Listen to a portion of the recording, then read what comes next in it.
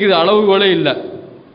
அப்போ இன்னொன்று என்னன்னு கேட்டிங்கன்னா, அடுத்தது அப்படியே நம்ம விவாதத்தில் ஆதாரத்தை காட்டின உடனேயே எதிரிகள்லாம் அப்படியே ஆஃப் ஆயிடுவாங்க. ஆதாரத்தை காட்டின உடனே எதிரிகள் ஆஃப் ஆயிடுவாங்க. இது ஒரு வாதம். ஆதாரம் காட்டணும், இது அல்லாஹ் எங்கேயுமே சொல்லல. இது அல்லாஹ் சொல்றான், நபியே உம்மிடம் செவிமடுப்போரும் அவர்களில் உள்ளனர், அதை புரிந்து கொள்ளாத வகையில் அவர்களது உள்ளங்களின் மீது திரைகளையும் காதுகளில் செவிட்டுத்தன்மையும் ஏற்படுத்திவிட்டோம். அத்தனை சான்றுகளை அவர்கள் பார்த்தாலும் அதை நம்ப மாட்டார்கள்.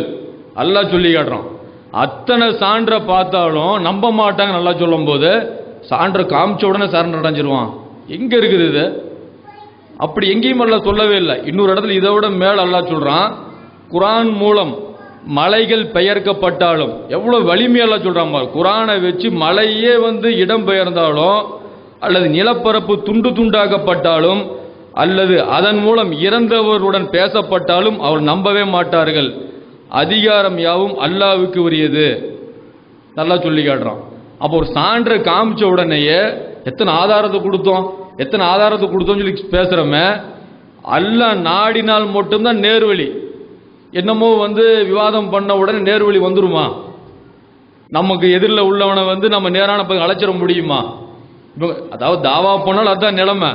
ஆனா இவங்க விவாதத்தை ஏன் பூஸ்ட் பண்றாங்க நம்ம கேட்கிறோம். விவாதத்தை ஏன் தூக்கி பிடிக்கணும் நம்ம கேட்கிறோம். அப்ப விவாதத்தை ஏன் தூக்கி பிடிக்கிறாங்க நம்ம பின்னாடி சொல்றோம்.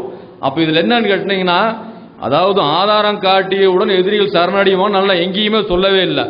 அதே மாதிரி இந்த ஆதாரத்தை காட்டின உடனேயே மக்களை பணிய வைக்கிறாங்கல்ல, அது அல்லாஹ்வுக்கு மட்டும்தான்.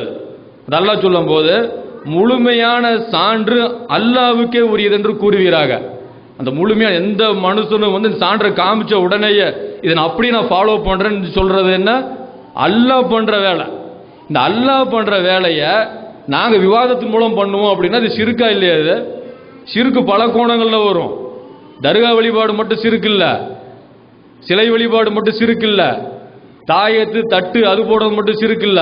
இந்த மாதிரி அல்லாஹ்வுடைய கட்டளைகளை புறந்தள்ளிட்டு நம்மளுடைய மனோ இச்சையின்படி நடக்கிறது அது ஒரு வகையான சிறுக்கு தான். அப்ப சான்றை காமிச்ச உடனேயே நம்ப வைக்கிறது அல்லாஹ் பண்ற வேலை.